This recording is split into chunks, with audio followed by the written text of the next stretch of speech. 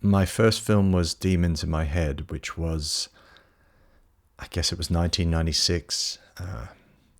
I believe it was the world's first digital live-action feature film. It was shot digitally, it was edited digitally on a computer, color graded on a computer, all online, and that was 1996. So from there, I done 15 feature films, 25 TV shows, 500 music videos. All I really care about now is my own stories. I'm not really interested in doing stuff for other people because you're not going to be remembered for taking a job and being hired to do something for somebody else. I'm really interested in my own original creativity, my own original art. You do a sequel to Star Wars or something, you might be remembered for that. But if you create Star Wars, I think that's really the place to be, the position to be in. I like originality. Sake, please be careful. For God's sake, fly smoothly. Rogue Warrior was, I believe, written in 2011. It was meant to be a follow-up to, at the time, my hit film Humanity's End. I say at the time, it was a very minor hit, but it was beloved by a lot of people. So I felt like a sequel would be useful at that time and fun. Ultimately, the writing took it in a different direction. I'm not that into sequels per se, so it was a good starting point at least. Humanity's End, Rogue Warrior is in the same universe as the film Starship Rising and Starship Apocalypse, which is a two-part film. I really felt that was more interesting to play in the same universe than to do sequels and prequels and all that stuff. It's just, they kind of very slightly intersect. And, there's even a slight call out to Starship in Rogue Warrior, a very tiny mention of it, which I kind of like. The whole galaxy's gone to the dogs. An AI's been running things. It's been restricting space travel and managing the disease centers. Some say he even created the disease to help whittle the population down to a manageable size. Others are saying that the Overlord is his last. So it's possible that we may encounter some resistance then. Good. Let's just get in and get out fast, okay, you guys?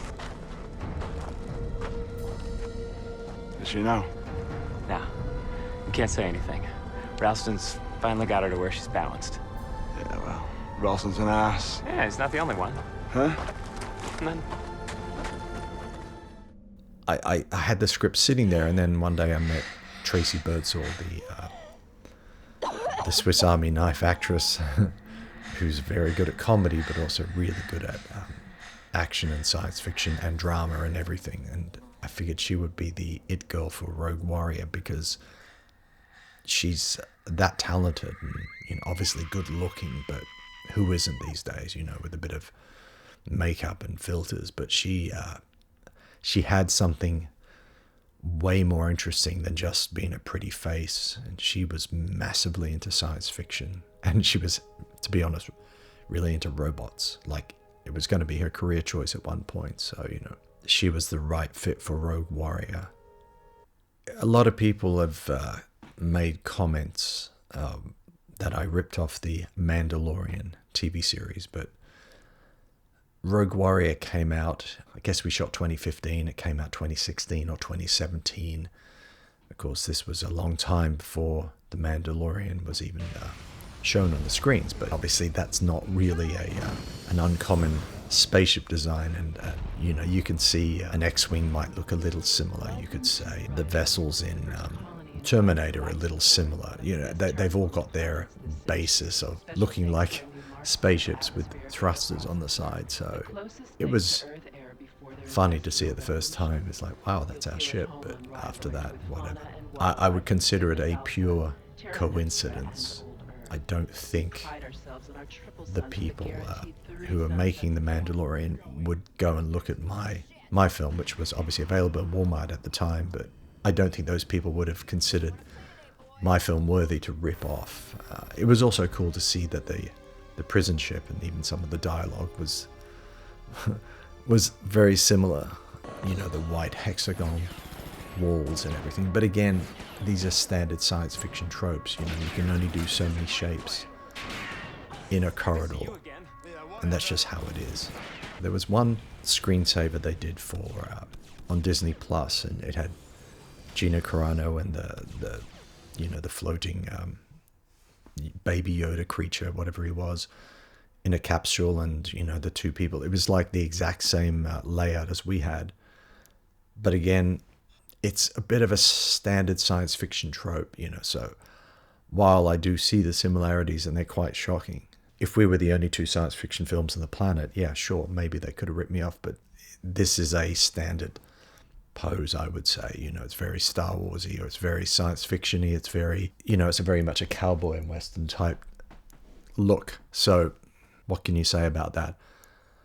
I did notice, though, that Disney did rip off a French artist, I believe, or somebody who made some album cover art for some jazz album or something, and the Solo movie artwork was pretty much identical. I thought that was a bit rude and a bit feeble-minded for the fact that they would do that.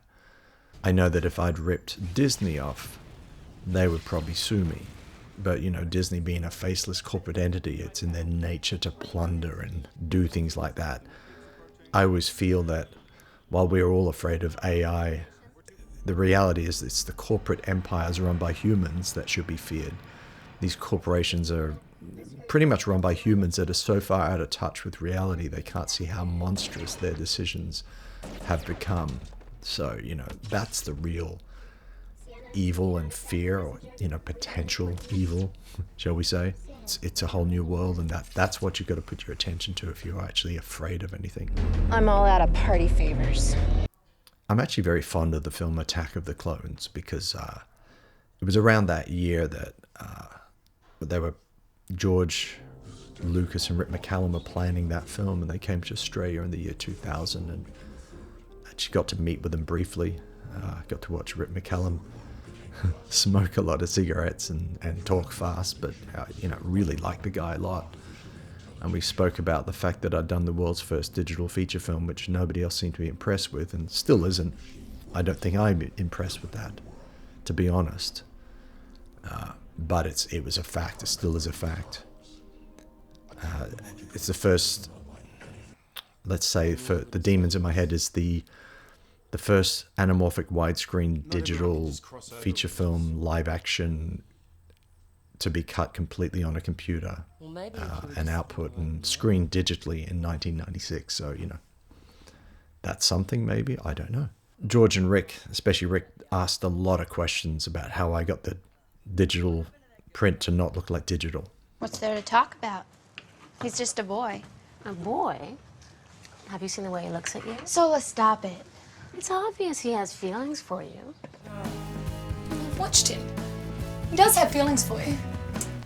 It's friendship. I have tried to be as original as I can with my my more recent films and my new series, The Time War, especially. I tried to tear out anything that was resembling anything else as much as possible.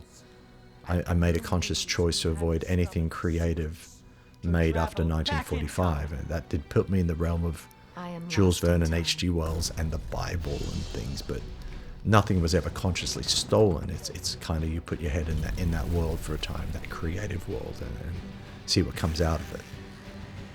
And this is the problem with cinema as an art form, and even AI. Everything is intersecting so much that what hope do we have left, to be original? All we can do is look at humanity and react to what makes us human, and that's the story of Rogue Warrior. I was trying to define and understand what makes us truly human, and how will we evolve, so it's I was definitely off on a weird tangent. I know the film did very well. We sold, as far as I know, hundreds of thousands of DVD and Blu-ray copies in Walmart alone, so it definitely had a resonance to people, and I'm kind of glad and excited about the fact that Rogue Warrior is going to live again as a television series, or we can call it a 6-hour movie, where we take some of the footage from the film, and we have already shot other elements that will be released in the coming years, and hopefully people will accept it as an original piece of art. and not something that's similar to the Mandalorian. You know, I'm going to try to exercise as many of those elements out of it as I can, because I like it to be a completely creative and separated entity. And I just know that what we got coming will certainly be fun and entertaining, and hopefully a little bit original. Back! Are you the rescue team? Plasma Blaster AE activated. I'm not diseased. The hell you're not. The plague wiped out everyone. And how are you still alive? I'm a pleasure bot. Oh, nice.